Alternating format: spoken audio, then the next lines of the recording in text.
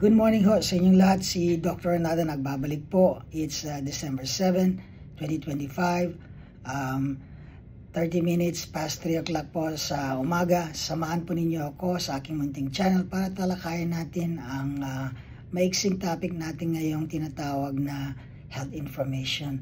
Ano nga ba ang health information?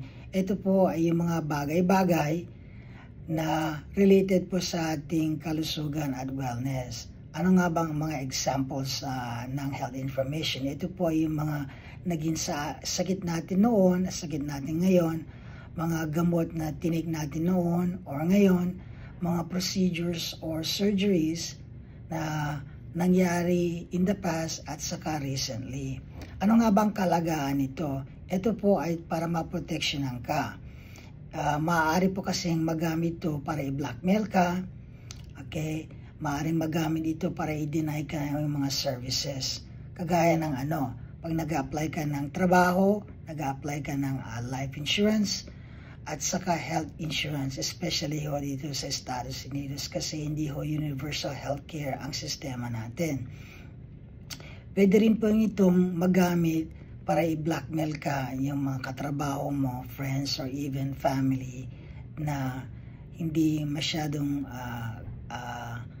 in good terms ka. Yeah, meron pong ganon. So, privacy po ang goal nito. Pero meron din pong mga laws na nagpoprotekta sa atin on how to govern, collect, use, and share yung health information natin. Dito sa Amerika, meron pong tinatawag na HIPAA.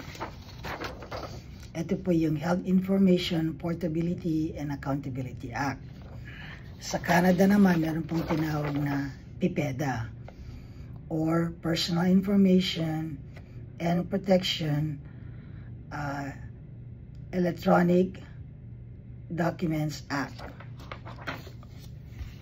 So, ang laws po na yan ay, like what I said, nagsiset po ng guideline para pag-kolekta, paggamit at pag-share ng health information mo.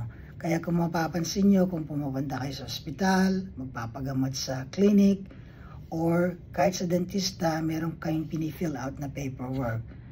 Yan po ay isa sa mga, paperwork na ginagaranti sa inyo na hindi sila basta-basta magre-release ng health information mo kahit sino man, kahit anong entity, and even the government without your consent. Again, the goal is for privacy. At para naman sa well-being mo.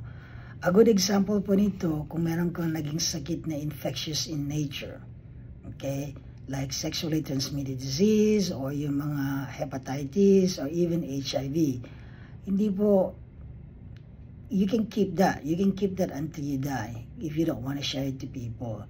Kaya lang po, kung ibang tao, they get into your information, yun po ay violation. Okay? Pwede rin pong kung napatunayan, maparusahan yung mga involved na tao, even yung clinic or hospital na nag-release ng information mo without your consent. Okay? Sa Estados Unidos, pwede kang ma-fine na up to 10,000 to 50,000. May similar penalty po sa Canada, kaya lang I don't have the specifics. So hanggang dito lang po muna tayo at mabuhay po kayo and until next time. Bye-bye.